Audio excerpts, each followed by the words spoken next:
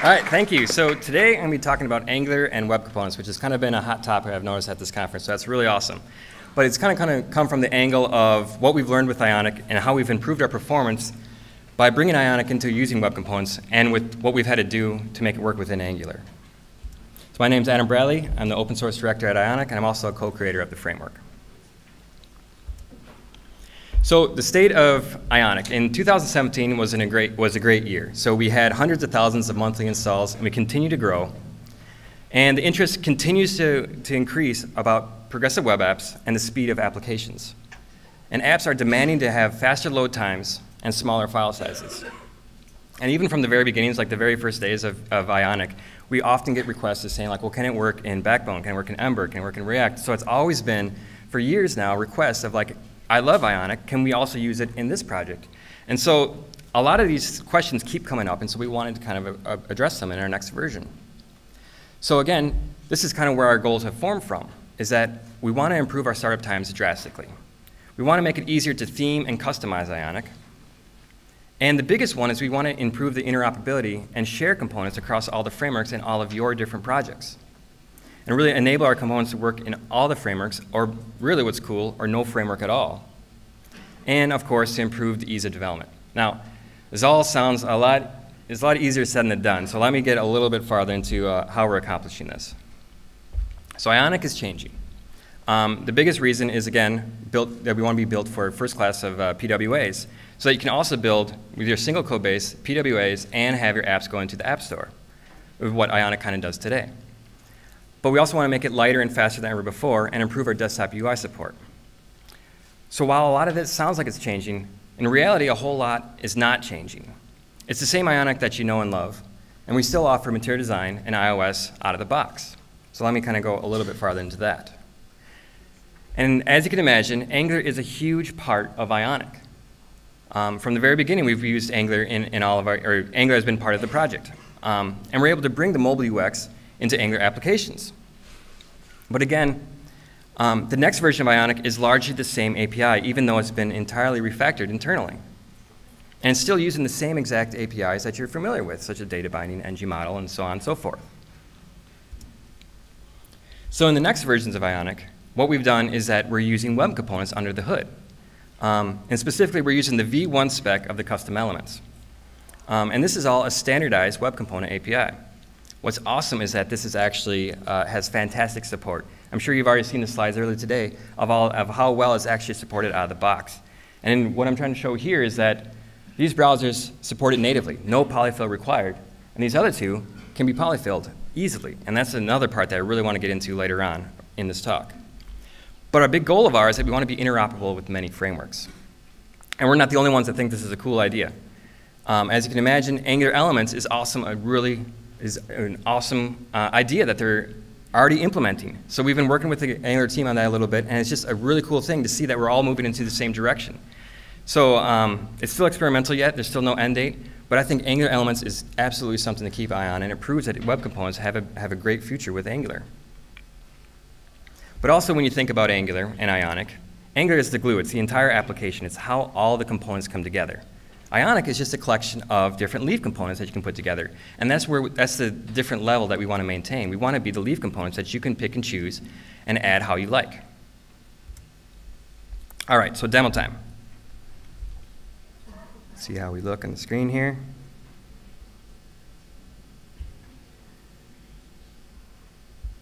Okay, so this here is a very standard run-of-the-mill Ionic application. There's nothing too special about it. You'll notice it just has checkbox, toggle. It's got a range here. You can start clicking through everything. This is not very surprising. This is not impressive whatsoever. This is a normal Ionic application with a couple components inside of it, running inside of an Angular application. And the exact same code base here, as you can imagine, it's got the iOS version, same thing.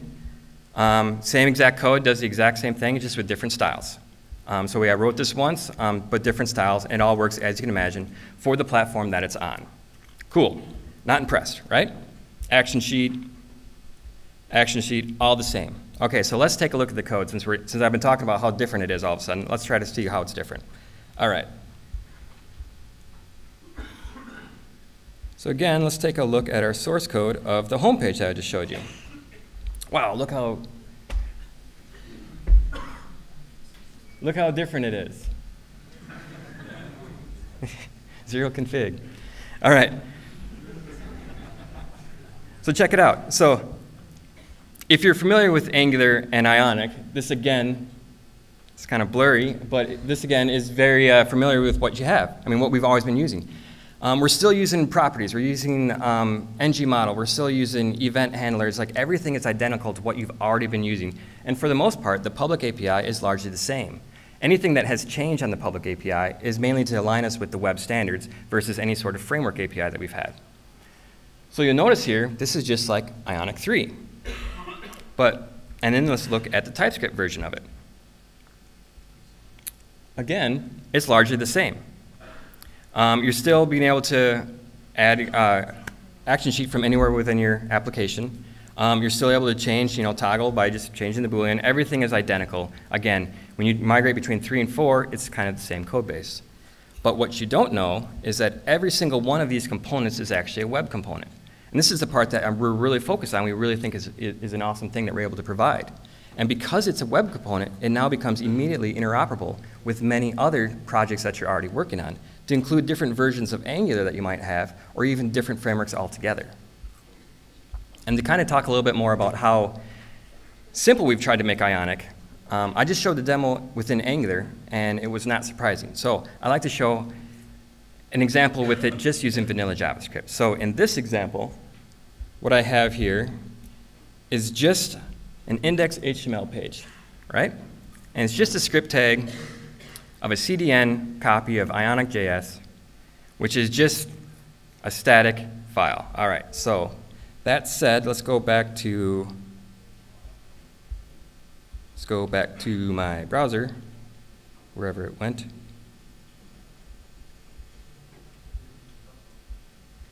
There we go. Nope.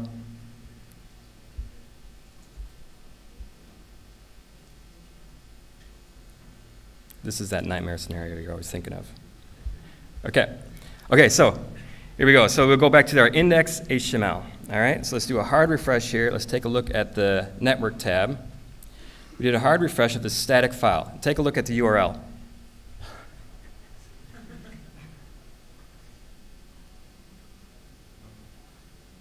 All right, take a look at the URL. It's just a file protocol, right? It's about as simple of web development you can possibly get. A file protocol using a CDN copy of a static file that's loaded just in your browser, right? Did a hard refresh, loaded the index page, and loaded Ionic.js, a whopping 5.2 kilobyte registry of all the Ionic components that are possible. Okay, so let's do the next step here. var toggle document.create ion toggle. So all I'm doing here is just using the console to just do a straight direct call to the browser. All right, so we added it to memory, so now let's do document.body.append child toggle. So this toggle that we just created, we're now going to add it to the body, right? Hit enter. And you'll notice what happened in the network tab is that we requested 2 more files, all hashed that can be forever cached. But one of them is the ion toggle, and the other one is the gesture element. And because the gesture component that we have is reusable across many different components. And so ion range, ion scroll, many of our components use gesture, which contains all the same information that you would expect from Hammer, but it's all bundled up inside of a web component, and that's what ion toggle uses. So that's why we had 2 requests there. But you see, we didn't do any sort of bundling, we didn't do any sort of build steps, any compiling, anything that happened there. We're just using a simple ionic.js file, and it's able to load themselves of what we want to have. And even further, take a toggle.checked equals true, right? It's as simple as this. We're doing direct manipulation right in the console. Now, I wouldn't expect that most apps are going to be built this way. But what I'm trying to prove here is that the simplicity of all and how this is the Angular wrapper that is using this thing is very, very small. There's actually very little to Ionic Angular at all, other than it's calling into many of these properties that we already have through ng model.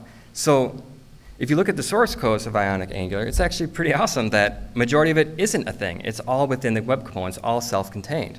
And this is like the really exciting part that I wanted to show off.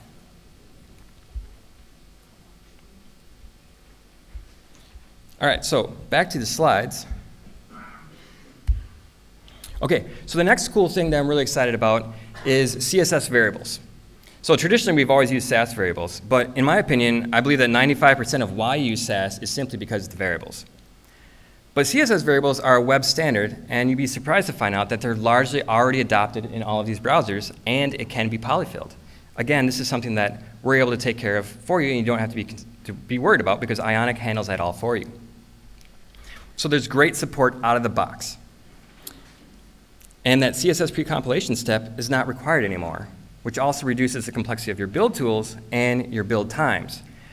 But that all said, if you enjoy using Sass, if you want to use Sass, that doesn't matter. It's just that it's no longer a requirement if you're using Ionic. So please, feel free to continue using Sass. I personally love it, and I personally use it, but it's not a requirement of Ionic. And then you look at the last page here, or last couple lines here, you see that that's just a simple example of using a CSS variable within Ionic. And it largely looks just like the Sass variable, but now it's standards-based, and now it's directly within the browser. So, as you can imagine, it's not easy to provide a UI library of nearly 100 components. To be able to decouple ourselves from any specific framework or their version, to keep it lightning fast, and to have it PWA ready. For all these reasons above, we set out and we built ourselves a tool first for our use cases, and we call this tool Stencil. But the end result of it is that it's improving your apps using Ionic. Let me go a little bit further into that. So first and foremost, and I really want to make this clear, is that you do not need to learn Stencil whatsoever to use Ionic. You don't need to see it in your application whatsoever. It doesn't need to be inside of your Angular app to use Ionic. Ionic is a result of what the compiler created. What it is it's a web component compiler. It's not a framework. And it generates tiny, highly optimized client-side code. But we did add a few other features on top of custom elements, which is a web standard. First is asynchronous rendering, dynamically loading components, and loading polyfills on demand, which includes supporting back to IE11. And so again, all of this is handled for you. So when you want to start using custom elements, this isn't the stuff you have to magically figure out of what does and does not work inside of browsers. Which is also, I will say, is a dying problem because they've all are accepting it and they're all moving forward with this. So first, it's dynamically importing by default.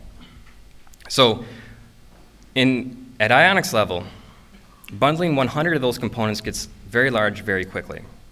And router configurations can quickly become complicated.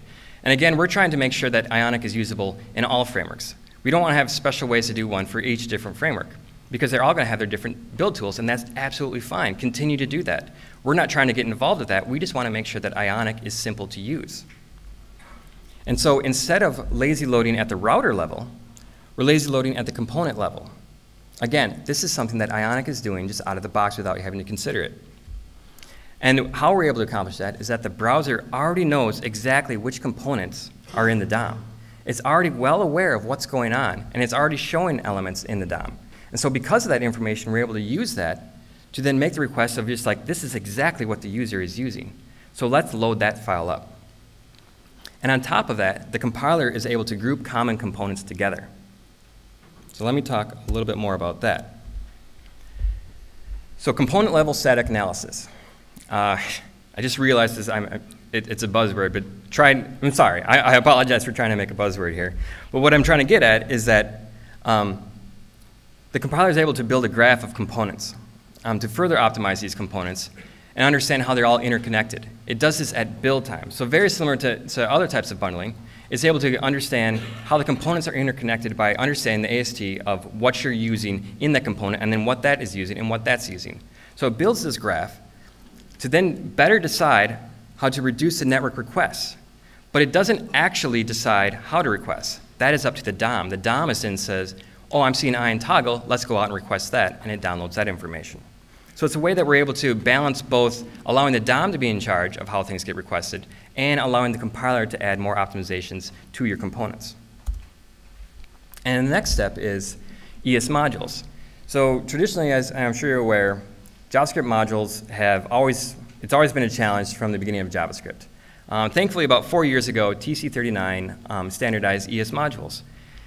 And what's cool, once again, is that they're largely supported in browsers natively already. And they're just now starting to take control of, like, this is the new powers that you can use. The problem is it's very hard to polyfill. You just can't make Ion or the inputs work.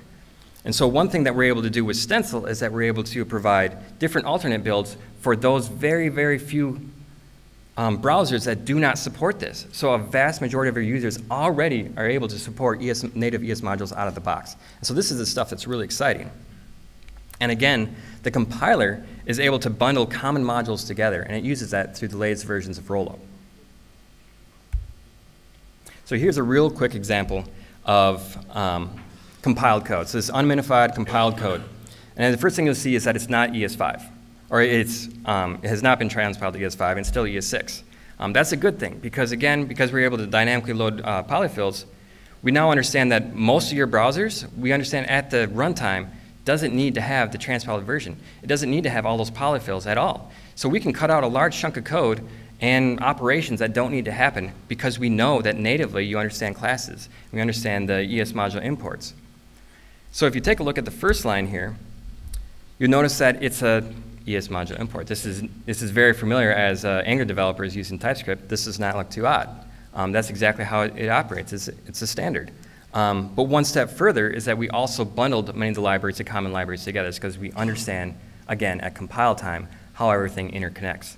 So we're able to, one, not ship a lot of polyfill code, not ship a lot of client-side code to understand how to have stuff requests and how to have modules get imported. All the client-side code is not necessary anymore because now it's at the browser level of importing. The browser is amazing at handling requests, creating requests, parsing JavaScript and adding it into the stack. It's just amazing at that to begin with. So why are we creating JavaScript to do that when it's in the browser? And this also goes for the export. Same thing. Natively, the exports, same thing with import export. It's just using through the native browser implementation. So again, this is amazing. I think this is absolutely amazing. I think it's we'll all start using this more. We actually already are using this inside of our tools. But it's awesome to see that the imports and exports is exactly what's going to be inside of your network tab. This isn't transpiled code. This isn't your source code before it's transpiled. This is the code that your browser is using to handle requests. And then next, I want to talk about Stencil's API. I don't have too much time to go into depth about it, but just real quick, it's very similar to Angular in that it uses TypeScript and decorators because, frankly, I enjoy TypeScript and is able to keep the type safety behind that, and using it with web components is pretty awesome. But we do use JSX because we found that it works great with a lot of the components that we're trying to apply. And also, I want to make clear once again, this is not something you need to learn. This is not a part of Ionic. What it generated was the Ionic components. So there is no, for Stencil, there is no runtime to learn because in the end it outputs web components. And there is no lock-in to a specific version of Angular. And we've kept the API purposely small. And some stats here quick is this was an app that was built with just Stencil components. On a first generation Moto G on a 3G network. So a very low performing phone on a very slow network, and it still is getting amazing numbers. And that's because we're able to handle these requests at the smallest levels because the browser is aware of exactly what components it needs to load. And we're also really focusing on the stability of Ionic. Again, if you're using Angular 4 and Ionic comes out with an awesome new component, but we're on Angular 6, and you just, for practical reasons, can't upgrade to Angular 6, you can't use that component. And so that's always been a problem of ours, is that we're always locked into a specific version of Angular. And there's always the complete opposite of that. Of Angular might be stuck on Angular, or Ionic might be stuck on Angular 5, and you just upgrade to Angular 6, well now you can't make them work because, well, I'm still stuck on 5. And so we get, it's always funny, like immediately when Angular releases the next version, we get issue after issue of like, please upgrade, please upgrade. So we realize that this is a big issue that everyone has. And so that's why we wanted to step away from coding ourselves to framework APIs, but rather coding ourselves to web standards. And so we're only allowing Ionic components and Stencil components to work through element attributes, element properties, and DOM events. And because of this, there's less worry about version X not working with version Y. And it allows teams to share components between different projects. Again, you can have your projects work inside of AngularJS or just Angular, and Ionic will work in all of those. And so this is the part that I'm really excited about. And also I'd like to say that, we're developers also. We also have to maintain a very large set of components and have to get them done quickly. So this was built for ourselves to maintain this large library. So we've put a lot of time into developer experience to help us create the components faster. And also I saw this tweet just earlier, and I think it's pretty amazing of example of someone just quickly whipped together a component that worked in both Angular 1 and the latest version of Angular. So yeah, it's just awesome that this stuff is just kicking in and people are starting to use it. But once again, to clarify, this does not need to be learned to use Ionic. It's a result, Ionic is a result of using Stencil. Also, to bring it back to Angular and web components, if you haven't already, this is an awesome talk to check out. It's using web components with Angular at the last Google I/O by Stephen Fluen from the Angular team and Rod Dodson from the Polymer team. Awesome watch. So again, if you're really interested in Angular and web components, please check this out. This is a must watch. So to recap, Angular and web components work great together. And even from the earliest days of Angular 2, they've been designed to work together out of the box. And that's very apparent when you start working with it. Also, Angular Elements looks absolutely amazing. I'm very excited to see what the team comes up with. And I think that's great that they're moving in that direction. But again, learning Stencil is not necessary to learn Ionic. We did all of this to make Ionic easier to use in any of the projects that you want to use, no matter what the framework, no matter what the version, or no framework at all. If you just wanted to go straight jQuery, that's fine. If you want straight vanilla JavaScript, that is fine. That is the goal of ours, and that's what we think we're able to do with the output of what Stencil is able to provide. And Stencil was simply built a tool for ourselves, in order to make Ionic apps easier to use, smaller, and faster. So thank you for hearing me out. Thank you for using Ionic. We have an enormous community. I can't be more than thrilled to be talking with you guys. I think it's absolutely amazing. Please feel free to ping me on Twitter if you have any questions. Don't worry about learning Stencil. Just worry about using Ionic anywhere you want to use it in any sort of your projects. Thank you.